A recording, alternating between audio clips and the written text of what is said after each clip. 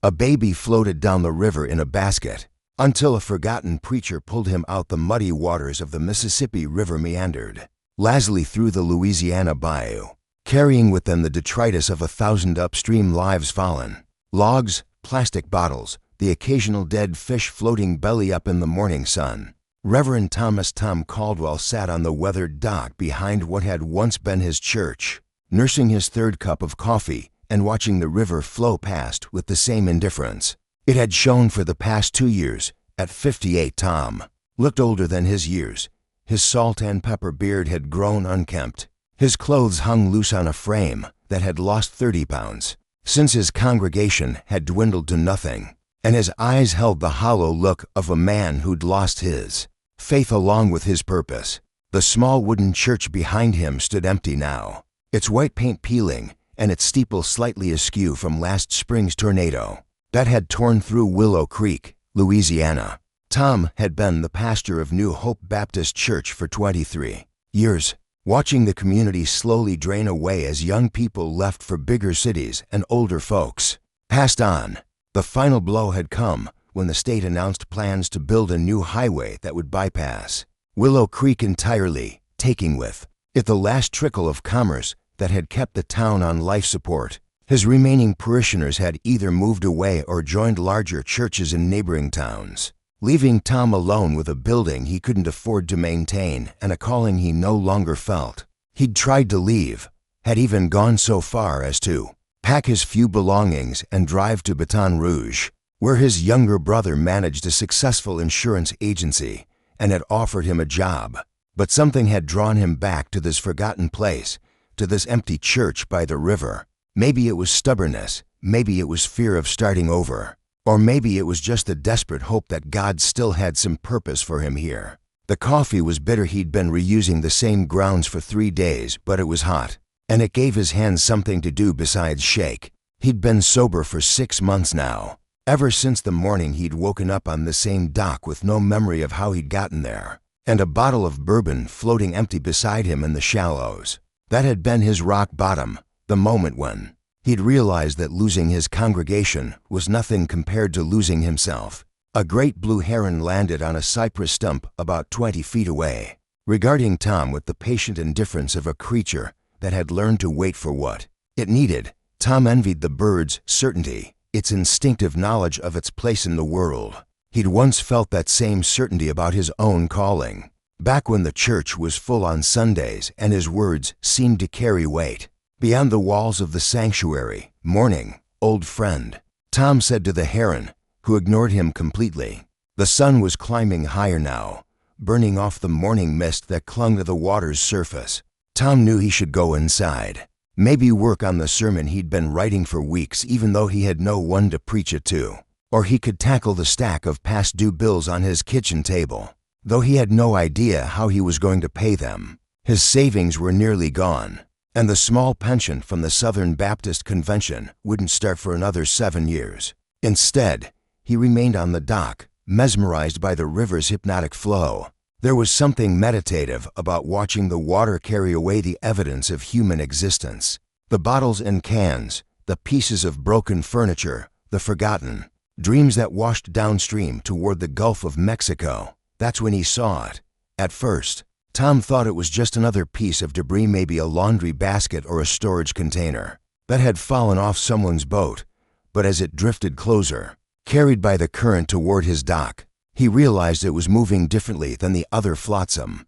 There was something intentional about its path, as if it were being guided rather than simply carried along. Tom stood up, his coffee cup slipping from his fingers and shattering on the dock. The object was definitely a basket, a large wicker laundry basket lined with what looked like quilted fabric. And unless his eyes were playing tricks on him, something was moving inside it. "Jesus," Tom whispered, the name coming to his lips automatically despite his recent struggles with faith. He kicked off his boots and dove into the river without thinking, his body remembering instincts from his high school swimming days 40 years ago. The water was surprisingly cold for September, and the current was stronger than it looked from shore. Tom struck out toward the basket, his heart hammering with an urgency he hadn't felt in months. As he got closer, his worst fears were confirmed. A baby tiny, maybe 3 or 4 months old, lay in the basket, wrapped in a pale yellow blanket. The child was awake, staring up at the sky with the wide, unfocused gaze of early infancy. Seemingly unbothered by his precarious situation, Tom grabbed the edge of the basket and began swimming back toward shore, fighting the current that wanted to carry them both downstream. His lungs burned and his arms ached, but he held on, pulling the basket and its precious cargo toward the safety of his dock. By the time he hauled himself and the basket onto the weathered planks, Tom was gasping and shivering, but the baby seemed remarkably unaffected by his river journey. He was dry inside his makeshift boat, protected by the blanket and the basket's clever construction. Someone had thought this through, had planned for this tiny passenger to survive his journey down the river.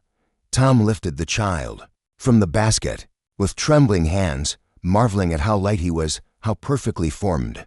The baby looked up at him with dark eyes that seemed far too knowing for such a young face, and Tom felt something crack open in his chest, something that had been sealed shut for the past 2 years. "Well, hello there, little one," Tom said softly, his voice barely steady. "Where in the world did you come from?"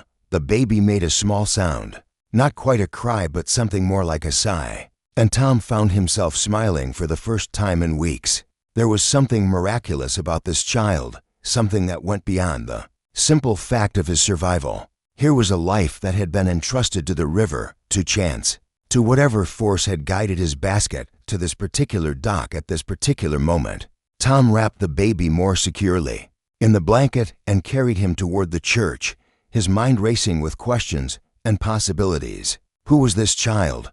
Why had someone put him in the river? And what was Tom, a man who'd lost everything, including his faith, supposed to do with this unexpected gift?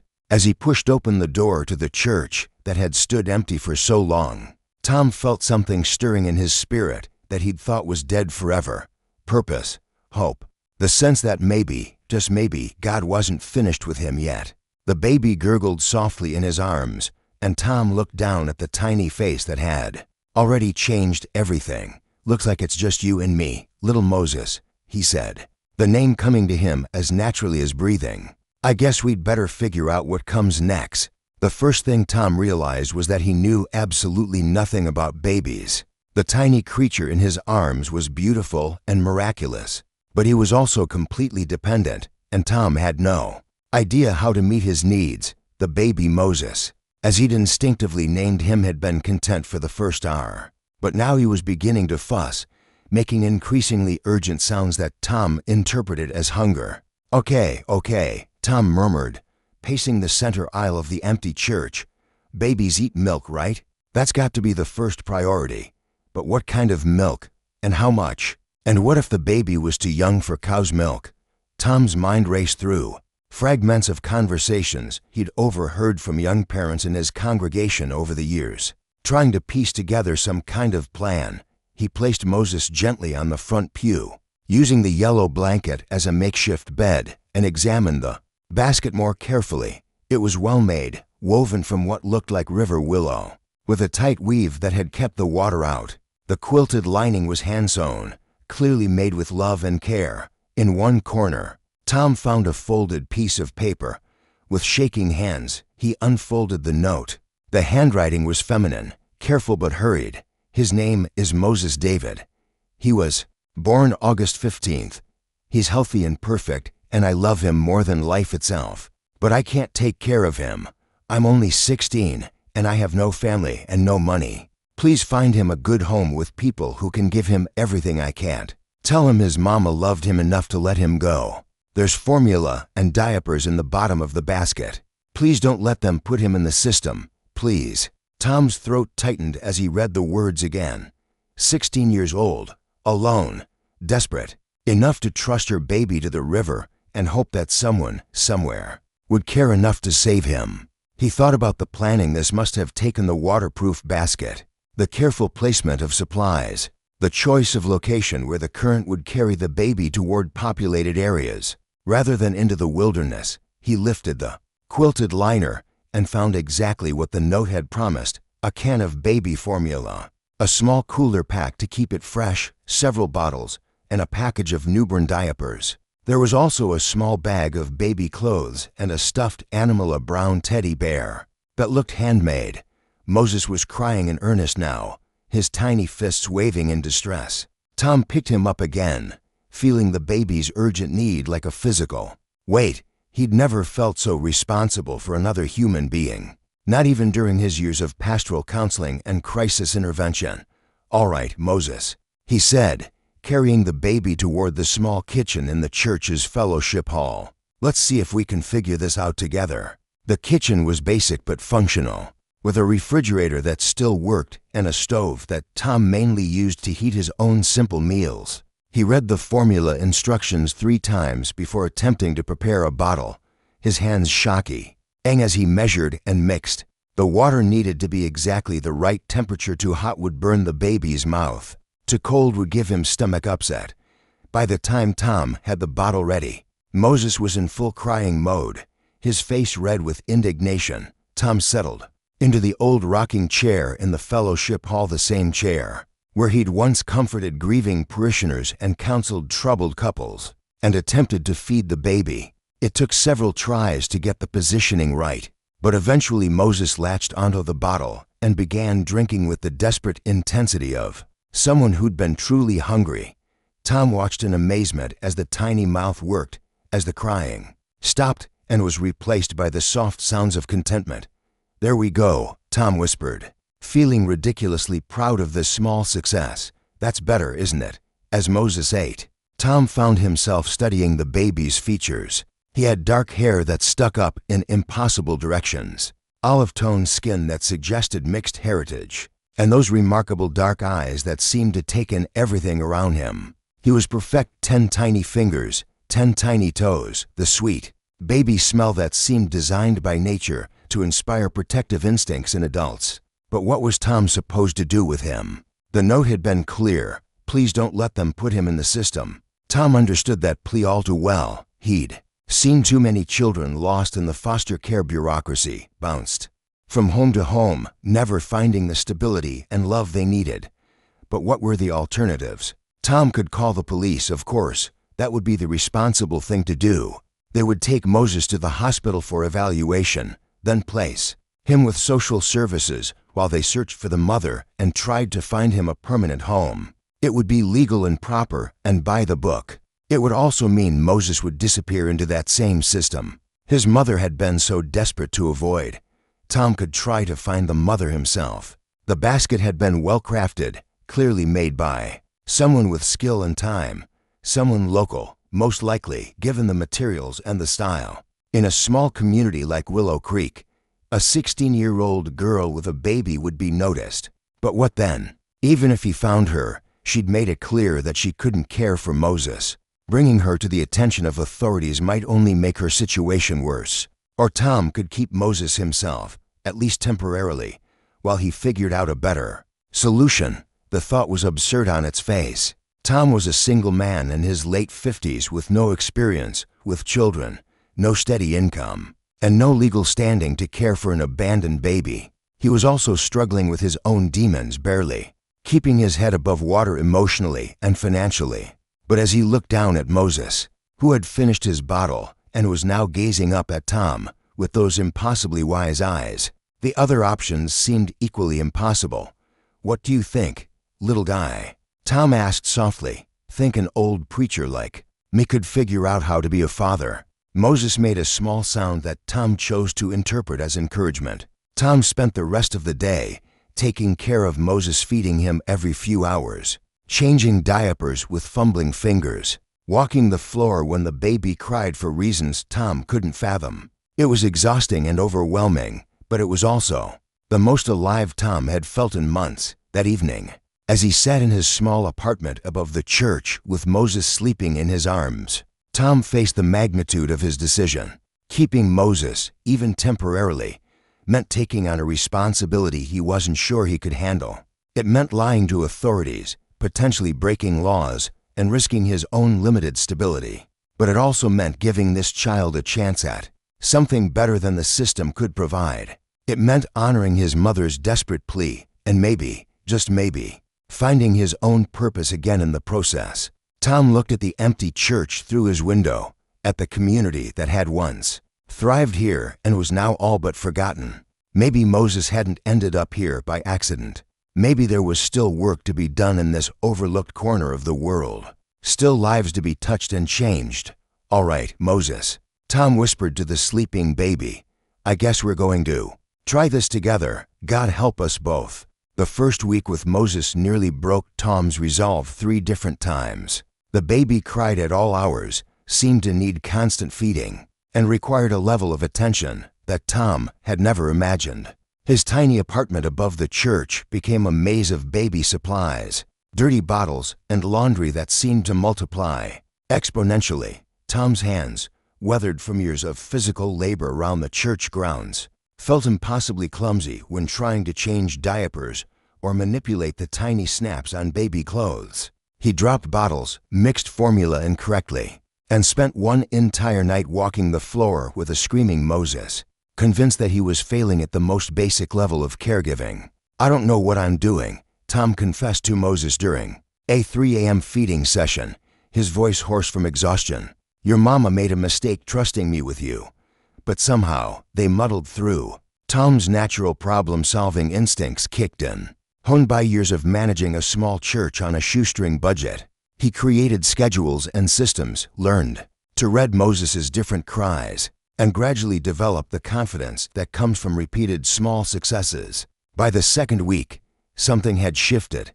Tom found himself humming while he prepared bottles, talking to Moses constantly as they went about their daily routines. The baby seemed to respond to his voice, tracking Tom's movements with those dark eyes and even offering what Tom was convinced were genuine smiles. "Dr. Spock says babies your age don't really smile yet," Tom told Moses one morning as he changed his diaper on the makeshift changing table he'd set up on his kitchen counter. "But you and I know better, don't we?" The logistics of caring for Moses required Tom to venture into town more often than he had in months. Willow Creek's only grocery store was run by Mrs. Evangeline Bourgeois, a 70-year-old Cajun woman who'd known Tom since he first arrived in the community. She took one look at Tom pushing a shopping cart, with a baby carrier balanced precariously in the child's seat, and raised her eyebrows to her hairline.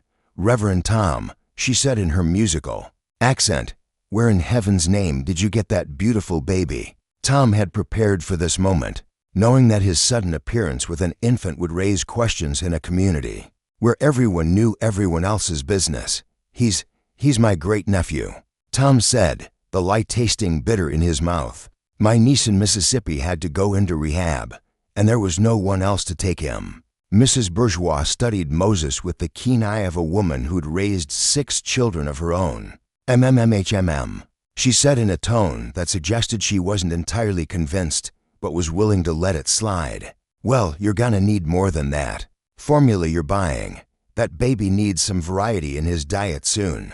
And those diapers you're getting are too small, he's growing fast." Tom found himself grateful for her practical advice, even as he worried about how many other people would ask questions he wasn't prepared to answer. The real test came when Dr. Sarah Martinez, the only pediatrician within 50 miles, happened to be in Mrs. Bourgeois' store the same day Tom was shopping. She was a young woman, maybe early 30s, who'd moved to the area fresh out of medical school with idealistic notions about serving underserved rural communities. "Reverend Caldwell," she said, approaching Tom's cart, "I haven't seen you in town for a while. And who is this little angel?" Tom repeated his story about the great-nephew. But Dr. Martinez is trained. I was taking in details that Mrs. Bourgeois might have missed. She noted Moses's alert responsiveness, his healthy color, the quality of his care. "Has he had his 2-month checkup yet?" she asked. Vaccinations are crucial at this age. Tom felt panic rising in his chest. Vaccinations meant medical records, which meant official documentation of Moses's existence in Tom's care. His previous pediatrician in Mississippi, gave me his records, Tom lied. "Everything's up to date."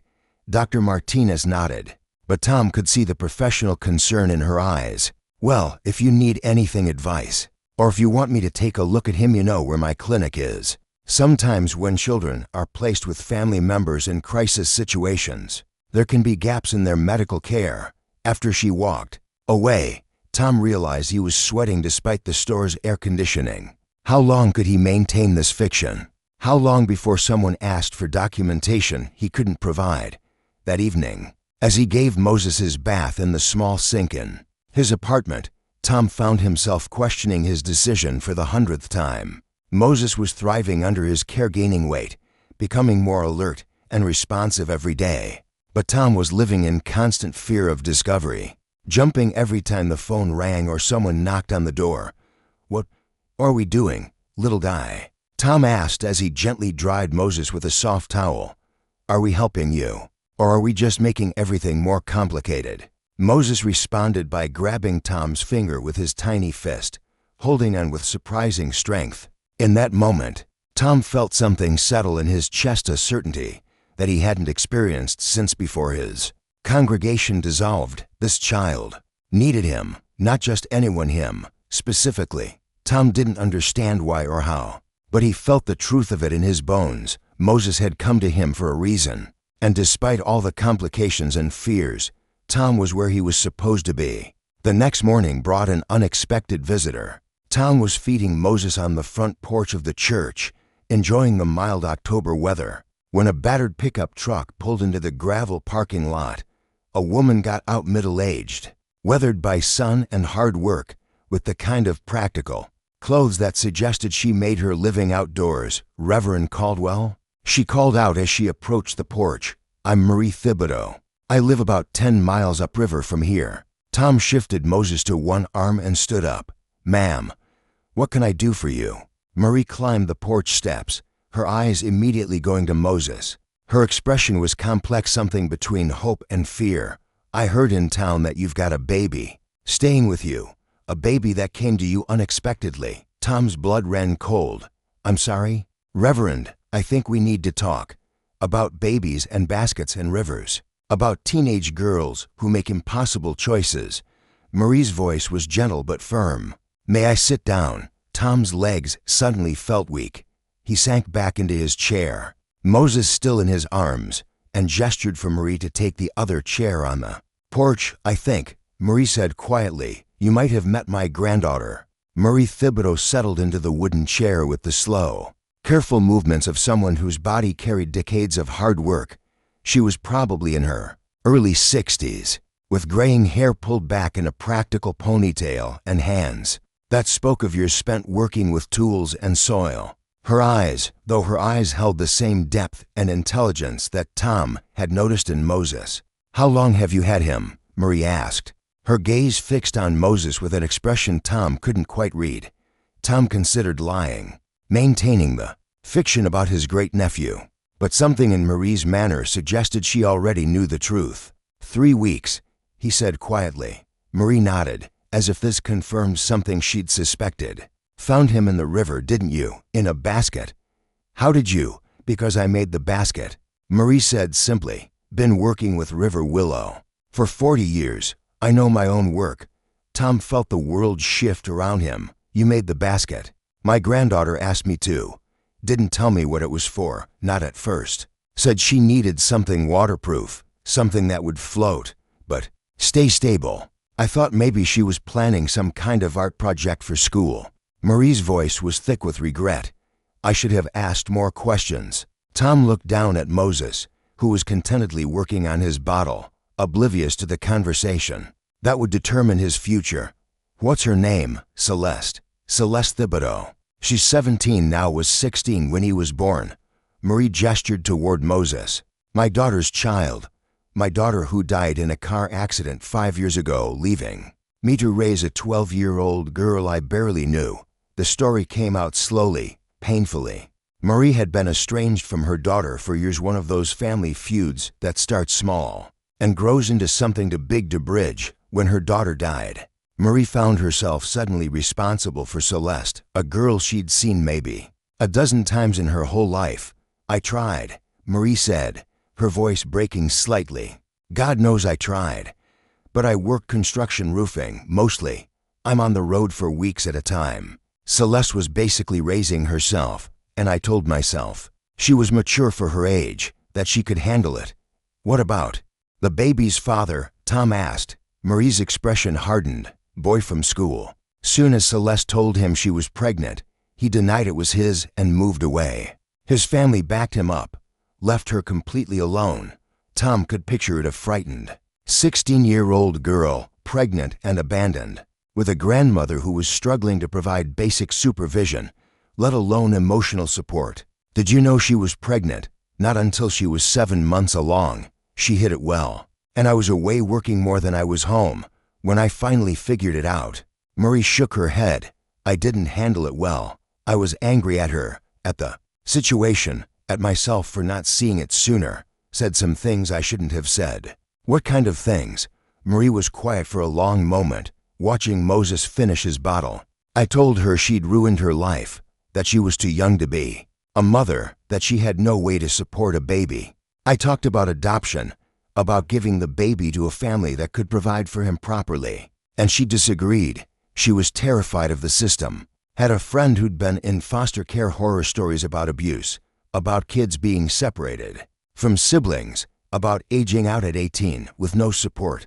Marie's hands clenched in her lap. Celeste swore she'd rather run away than let her baby go into foster care. Tom was beginning to understand the chain of events that had led Moses to his dock. So she came up with her own plan. She researched currents, tides, travel times, spent weeks planning exactly when and where to put that basket in the water, so it would end up somewhere safe. She even visited your church, watched you from a distance to decide if you were the kind of person who would help.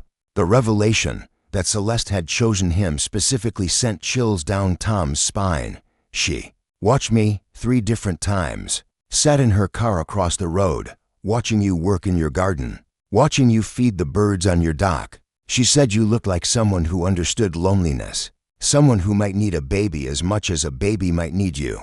Tom felt tears prick his eyes. Where is she now? Marie's composure finally cracked. Gone.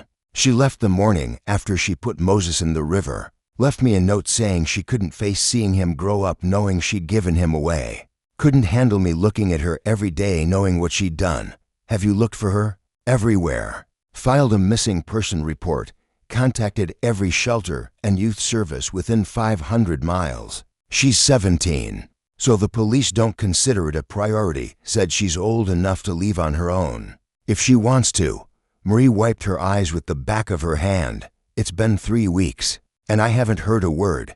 Tom absorbed this information, trying to process the full tragedy of the situation. A teenage mother so desperate to give her child a better life that she'd entrusted him to the river. A grandmother racked with guilt over her failures, and Moses innocent in the middle of it all. What do you want from me? Tom asked finally. Marie looked at him directly for the first time since sitting down.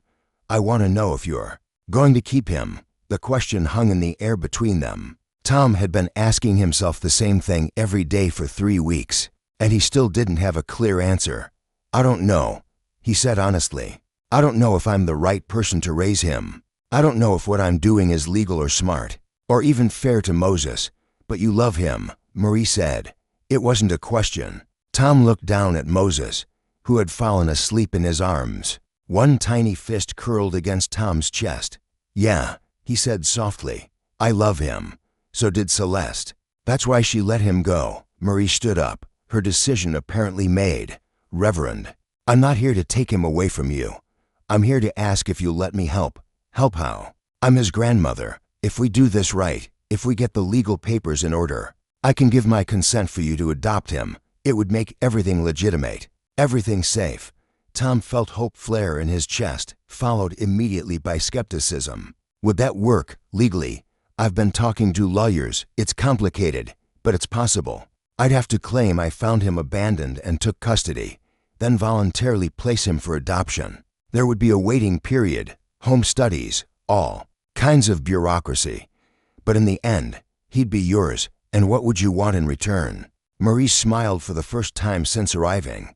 I'd want to be his grandmother. Not his guardian, you'd be his father in every way that matters.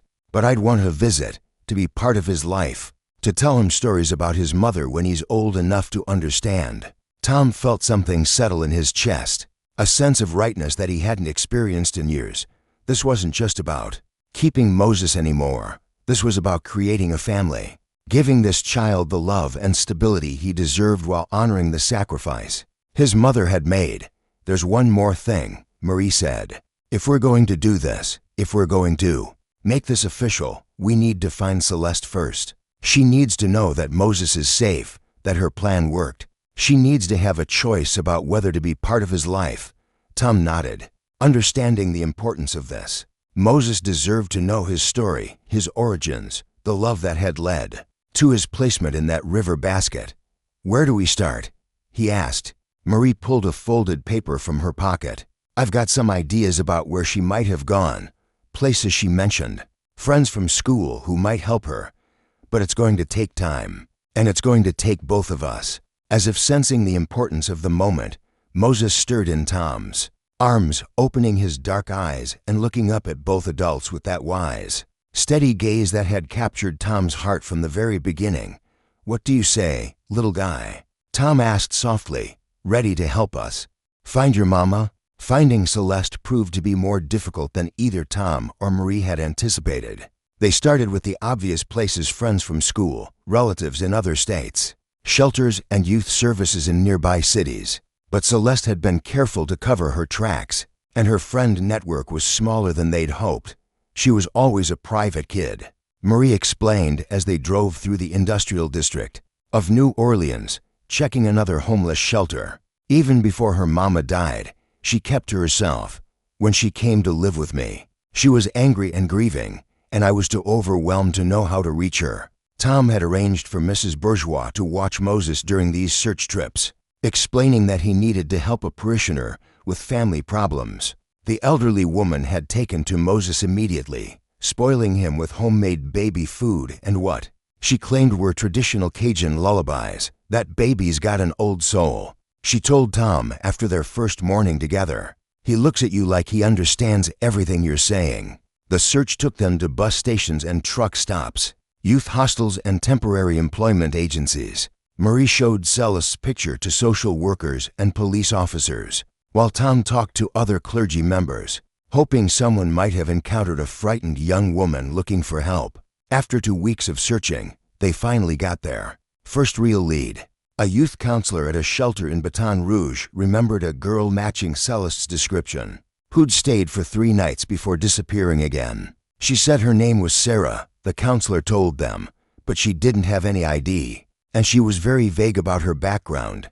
She helped in the kitchen, was good with the younger kids, but she seemed scared, jumpy, always watching the door, like she expected someone to come after her. "How long ago was this?" Marie asked. "About 2 weeks. She left in the middle of the night, didn't even take the clothes we'd given her. Just vanished." Tom felt his heart sink. 2 weeks ago meant they'd just missed her. But Marie seemed encouraged rather than discouraged. "She's staying in the area," Marie said as they walked back to Tom's car. "If she'd wanted to get far away, she would have kept moving. The fact that she's still in Louisiana means something." "What do you think it means?"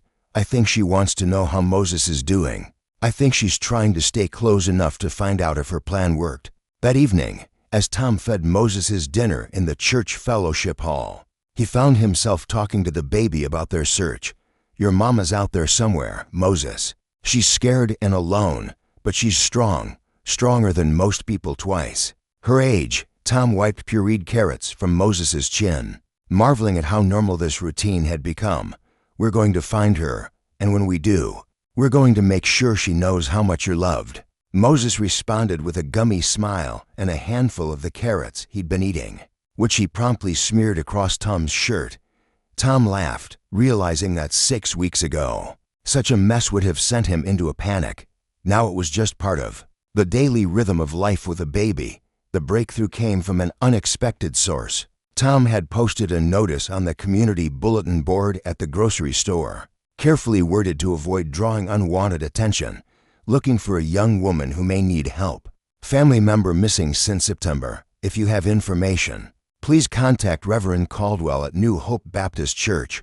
3 days after posting the notice, Tom received a call from Father Miguel Santos, the priest at St. Mary's Catholic Church in the next town over. Reverend Caldwell, I saw your notice at Bourgeois store. I may have information about the young woman you're looking for. Tom's pulse quickened. What kind of information? A girl has been coming to our evening services for the past week. Always sits in the back, leaves before I can speak to her. But she matches the description you gave Mrs. Bourgeois. Brown hair, about 17. Looks like she's been living rough.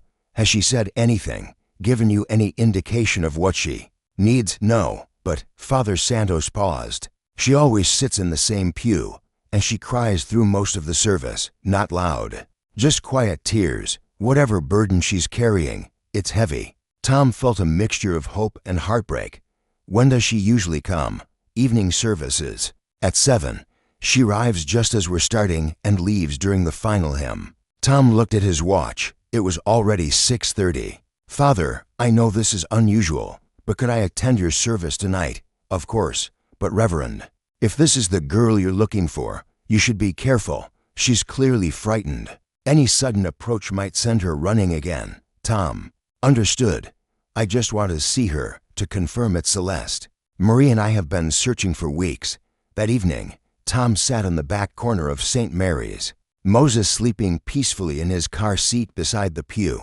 Tom had brought the baby, intentionally, hoping that if Celeste saw him, she'd understand that Moses was safe and well cared for. At 7:15, just as Father Santos was beginning the evening prayer, Tom saw her. She slipped through the back door like a shadow, taking a seat 3 rows ahead of him on the opposite side of the church.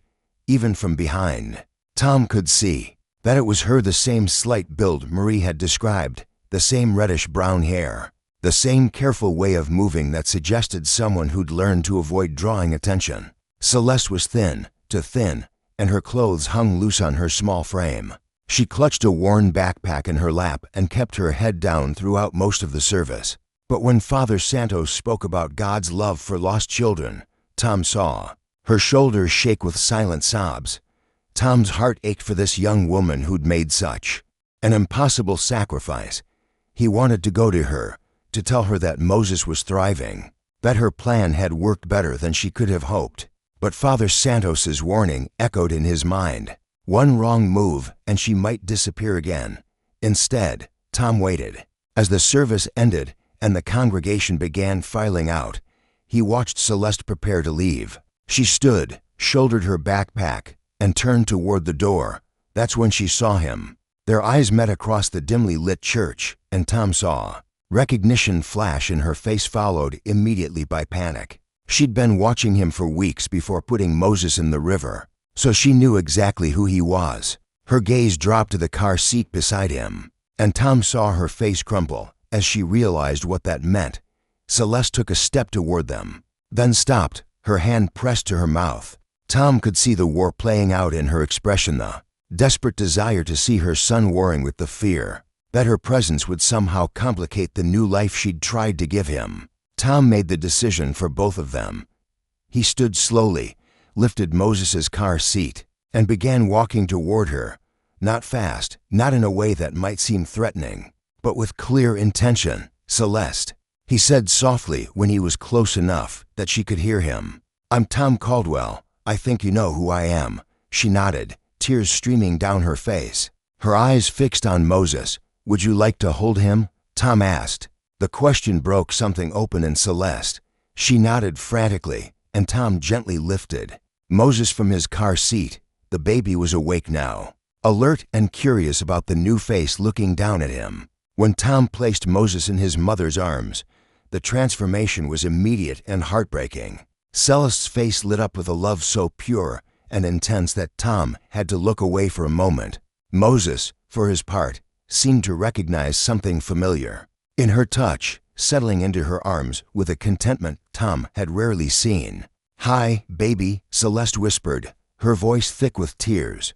Hi, my beautiful boy. Mama's missed you so much. Moses made soft cooing sounds and reached up to touch her face, and Celeste laughed through her tears. You got so big. Look at you, all healthy and happy. Tom watched this reunion with his own eyes burning. This was what Moses had been missing, the fierce, instinctive love of his birth mother. But it was also what Celeste had been missing, the knowledge that her sacrifice had been worth it, that her son was thriving. "He's perfect," Tom said quietly. "Healthy, happy, growing like a weed. Your grandmother helped me understand what you were trying to do." Celeste looked up at him, startled. "You found Marie?" "She found me. Actually, she recognized the basket you'd asked her to make." Tom sat down in the pew beside her. "She's been looking for you too. We both have. Is she angry?" Celeste's voice was small, childlike. "She's worried sick, and she feels terrible about the things she said when she found out you were pregnant. She wants to make it right." Celeste looked down at Moses, who was falling asleep in her arms. "I couldn't keep him.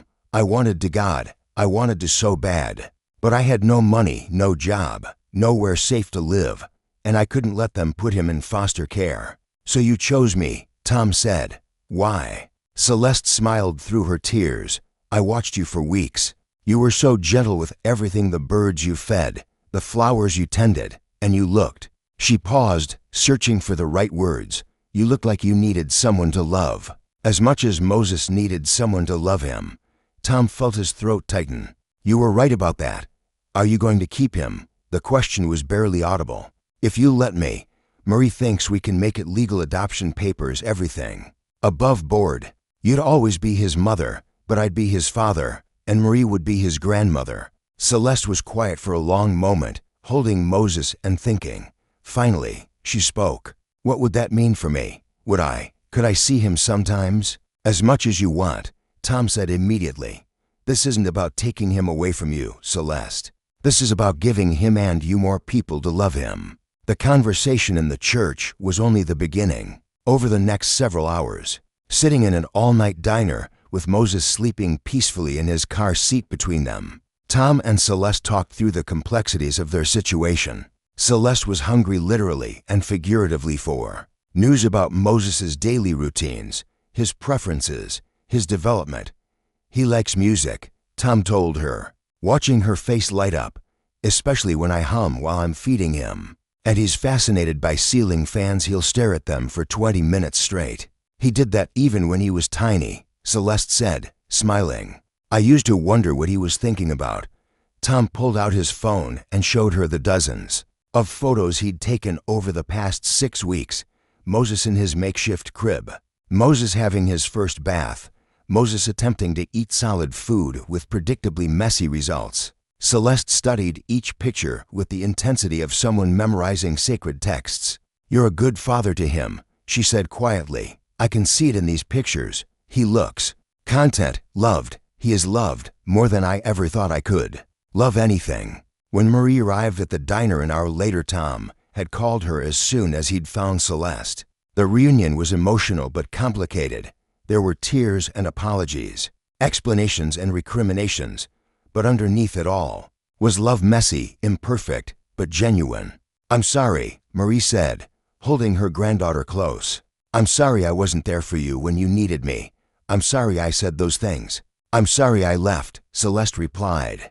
"I'm sorry I put Moses in the river without telling you. I didn't know what else to do." Over the following days, they worked out the details of their new arrangement. Celeste would move back in with Marie, but she'd also help Tom with Moses on weekends and during the week. When Marie was working out of town, Tom would begin the legal process of adopting Moses, with both Marie and Celeste's full support. But the most important conversation happened between Tom and Celeste alone, as they sat on the dock behind the church where Tom had first pulled Moses from the river. "I need you to understand something," Celeste said, watching Moses kick contentedly in his bouncy seat. "When I put him in that basket, I thought I was giving him up forever. I thought I'd never see him again, never hold him, never know if he was happy." Tom nodded, understanding the magnitude of her sacrifice. "But now," Celeste's voice caught, "now I get to watch him grow up. I get to be part of his life. That's more than I ever dreamed of." "You'll always be his mother," Tom said firmly. "No adoption papers will ever change that. And you'll always be his father, the one who saved him, who chose to love him when you didn't have to." They sat in comfortable silence for a while, watching Moses and listening to the gentle lap of water against the dock. Finally, Celeste spoke again. Do you think God had a plan for all this? For Moses ending up with you? For us finding each other? Tom considered the question seriously. 3 months ago, he would have said no, would have attributed it all to chance and circumstance. But now, looking at this child who'd brought meaning back to his life and healing to a fractured family, he felt differently. I think, Tom said slowly, that sometimes God works through the most unlikely circumstances. A teenage mother's desperate love, an old preacher's loneliness, a grandmother's regret. Maybe that's how miracles really happen, not through dramatic, divine intervention, but through ordinary people making extraordinary choices. Celeste smiled. Moses is definitely a miracle. Yes, he is. But so are you. What you did, the courage it took to put him in that river, trusting that someone would save him, that was miraculous too. 6 months later, on a warm spring morning, Tom stood in the same courthouse where he'd once paid traffic tickets and registered the church's non-profit status, holding adoption papers that would make Moses officially his son. Celeste sat in the front row, her high school diploma fresh in her hand. She'd finished her senior year, through a combination of night classes and online coursework, determined to prove she could follow through on her commitments. Marie sat beside her granddaughter, wearing the best dress she owned and beaming with pride. She'd taken a job with a local construction company that kept her closer to home, and she and Celeste had been slowly rebuilding their relationship through family dinners and shared responsibility for Moses. Mr. Caldwell, the judge said, looking over the paperwork, this is an unusual case. It's not often I see an adoption where the birth mother is not only consenting, but actively participating in the process. It's not a traditional family, Your Honor, Tom replied, but it's a loving one. The judge smiled. Those are often the best kind. Moses David Caldwell, you are hereby legally adopted by Thomas James Caldwell. Congratulations to all of you. The celebration afterward was held in the church fellowship hall, the same room where Tom had learned to change diapers and mix formula in those early, overwhelming days. Mrs. Bourgeois had insisted on catering the event, filling the tables with traditional Louisiana dishes and a cake decorated with sugar flowers that Moses tried unsuccessfully to grab. The guest list was small, but meaningful. The few remaining members of Tom's old congregation who'd driven in for the occasion, Father Santos from St. Mary's, Dr. Martinez, who'd become Moses's official pediatrician, and a handful of Celestes, friends who'd supported her through the difficult months. I want to say something, Celeste announced as they gathered around the cake. She stood up, Moses in her arms, looking more confident than Tom had ever seen her. 7 months ago, I made the hardest decision of my life. I put my baby in a basket and trusted the river to carry him to someone who could love him the way he deserved to be loved. Her voice was steady, though Tom could see tears in her eyes. I never imagined that decision would lead to this, to a family bigger and more loving than anything I could have planned. She looked at Tom. You saved Moses's life that day on the dock, but you saved mine too. You gave me the chance to be his mother without taking away his father. You showed me that families can be built on love and choice, not just blood and obligation. Tom felt his own throat tighten with emotion. Moses saved my life too, he said. I was lost when he floated into my world. He gave me purpose, hope, a reason to believe in tomorrow again. Marie stood up, raising her glass of sweet tea. To Moses, she said, who taught us all that sometimes the best families are the ones we choose. To Moses, the room echoed. As the party wound down and guests began to leave, Tom found himself alone with Moses on the church steps, watching the sunset paint the sky in shades of gold and pink. Moses was now 9 months old, sitting up on his own, babbling constantly, and showing signs of the personality that would shape the man he'd become. So, little guy, Tom said, settling Moses on his lap, how does it feel to be officially mine? Moses responded by grabbing Tom's beard and pulling with the determined strength of someone who'd learned that the world was a safe place where his needs would be met and his curiosity encouraged. Tom laughed, gently disentangling Moses's fingers from his facial hair. I'll take that as approval. The sound of footsteps on the gravel made him look up.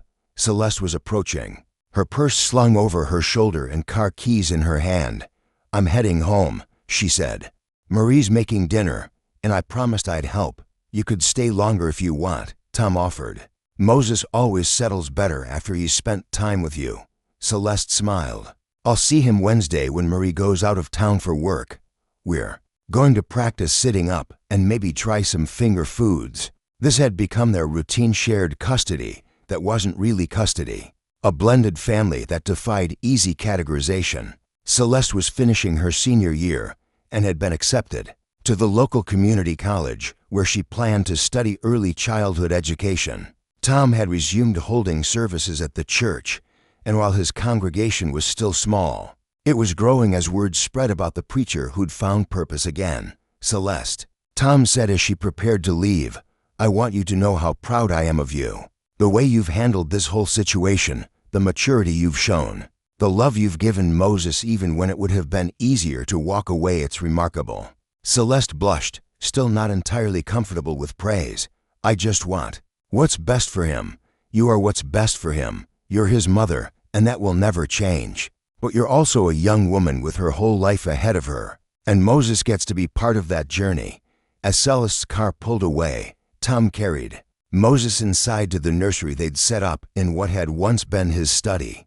The room was painted a cheerful yellow, with a crib that Marie had built herself and a rocking chair that had belonged to Tom's mother. On the walls hung pictures from Moses' short life, his first smile, his first solid food, his first Easter, his adoption day. "You know what, Moses," Tom said as he changed the baby into his pajamas, "I think we did all right for ourselves. Your mama was brave enough to let you go, and smart enough to choose the right person to find you. Your grandmother was wise enough to help us make it official.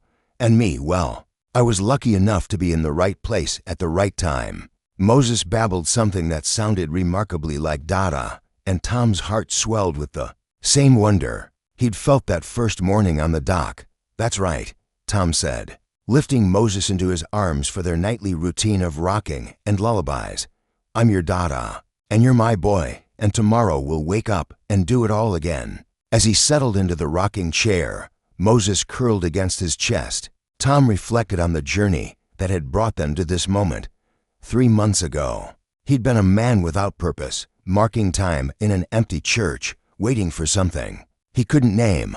Now he was a father, a central figure in a young woman's life, a source of stability in a family that had been broken and was slowly healing. Outside, the night sounds of the bayou provided a gentle soundtrack: frogs singing, owls calling, the distant whisper of the river that had carried Moses to him. Tom began to hum the lullaby that had become their special song, watching Moses's eyes grow heavy with sleep. "Rockabye Moses, in the river's flow, when God calls, wherever you go, you'll know you are loved, you'll know you belong. In this family we've built with hope and with song." As Moses drifted off to sleep, Tom continued rocking, holding this child who'd transformed his world and taught him that sometimes the most profound callings come floating down the river in a basket, waiting for someone with enough faith to pull them from the water and enough love to make them their own. The church that had once stood empty now echoed with the sounds of life: a baby's laughter, a young mother's visits, a grandmother's proud stories, and in the center of it all was Tom, who'd discovered that being forgotten by the world didn't mean being forgotten by God, and that sometimes the most important sermons were preached not from a pulpit, but from a rocking chair, to an audience of one small child who had enough faith to float down a river and into a new life. The New Hope Baptist Church looked different than it had 5 years ago. The paint was fresh, the roof had been repaired, and the parking lot that had once stood empty now accommodated the cars of a small but devoted congregation. The change hadn't happened overnight. It had been a gradual process of rebuilding, both for the church and for the family that called it home. Tom stood at the pulpit on a bright Sunday morning in May, looking out over the faces gathered in the sanctuary. There was Mrs. Bourgeois in her usual front pew, flanked by 2 of her great-grandchildren who were visiting for the weekend. Dr. Martinez sat with her husband and their newborn daughter, taking advantage of one of the few Sunday mornings she wasn't on call. Marie occupied her regular spot 3 rows back, her construction-weathered hands folded in prayer. And in the front row, in the seat closest to the aisle, sat 5-year-old Moses David Caldwell, his legs swinging from the pew and his attention split between the coloring book in his lap and the man he called Daddy, who was speaking from the front of the church. "Today I want to talk about rivers," Tom said, his voice carrying easily through the small sanctuary, "about how they carry things away, but also about how they bring things to us, about how sometimes what looks like an ending is actually a beginning." Moses looked up from his coloring book, recognizing the story that had become part of his bedtime routine. He'd heard variations of it dozens of times, how a brave mama had loved him so much she'd put him in a special boat, how Daddy had found him by the river, how Grandma Marie had helped them become a real family. 5 years ago, Tom continued, this church was empty. I was lost, questioning my purpose, wondering if God still had work for me to do. Then one morning, the river brought me an answer I never could have imagined. After the service, as the congregation gathered for their weekly potluck in the fellowship hall, Celeste arrived with a box of cupcakes and news to share. She was 22 now, a senior at Louisiana State University, studying early childhood development, and she wore her confidence like a comfortable coat. "I got the job," she announced to Tom and Marie, as Moses attached himself to her legs in his usual enthusiastic greeting. "The Head Start program in Baton Rouge offered me a position starting this fall." "That's wonderful," Tom said, lifting Moses so he could properly hug his mother. "You've worked so hard for this." Celeste had indeed worked hard, balancing college courses with part-time jobs and regular involvement in Moses's life. She'd spent every other weekend at the church, helping with Sunday school and youth programs, building relationships with the community that had embraced her son. The transition from teenage mother to college graduate hadn't been easy, but she'd approached it with the same determination that had led her to entrust Moses to the river 5 years earlier. "The best part," Celeste said, grinning as Moses showed her his latest coloring masterpiece, "is that Baton Rouge is only 2 hours away. I can still be here for all the important stuff: birthdays, Christmas programs, his first day of school." Moses's first day of school was indeed approaching rapidly. Tom had enrolled him in the local elementary school, where he would join 12 other kindergartners in a classroom that still used some of the same desks Tom had sat in when he was a child. The prospect of Moses starting school filled Tom with the same mixture of pride and anxiety he imagined all parents felt. "Will you miss me when I go to school, Daddy?" Moses had asked just that morning as they worked together in the garden behind the church. "I'll miss you every second," Tom had replied honestly. "But I'll also be proud of you for being brave enough to learn new things." Now, watching Moses navigate the church social hour with the easy confidence of a child who'd never doubted his place in the world, Tom marveled at the boy he was becoming. Moses was curious and kind, quick to laugh and slow to anger. He had his mother's intelligence and his grandmother's practical nature, but he'd also developed traits that were uniquely his own: a fascination with how things worked, a talent for making friends with people of all ages, and an instinctive understanding of when someone needed comfort. "Daddy," Moses said, tugging on Tom's sleeve, "Mrs. Bourgeois says she needs help carrying something to her car. Can I help her?" "Of course," Tom said, watching Moses march importantly over to assist the elderly woman who'd been his first babysitter and remained one of his most devoted fans. As the afternoon wound down and the last of the congregation headed home, Tom found himself in the sanctuary with Marie, collecting forgotten items and straightening hymnals. It had become a weekly ritual, this quiet time after the busyness of Sunday service. "Hard to believe it's been 5 years, Marie said, settling into one of the pews with a satisfied sigh. "Sometimes it feels like yesterday," Tom replied. "Sometimes it feels like Moses has always been here." He has, in a way. This place needed him as much as he needed it. Tom looked around the sanctuary that had been reborn along with his family. The congregation was still small, maybe 30 people on a good Sunday, but it was growing. Young families were moving to the area, drawn by affordable housing and the promise of a simpler life. The church had become a gathering place for the community, hosting everything from wedding receptions to grief support groups. Marie, Tom said, sitting down beside her, do you ever wonder what would have happened if things had gone differently? If you'd found Celeste before she put Moses in the river, or if someone else had found him first? Marie considered the question seriously. I think about it sometimes, but then I look at Moses, at how happy he is, at the man you've become as his father, at the young woman Celeste has grown into, and I think everything happened exactly the way it was supposed to.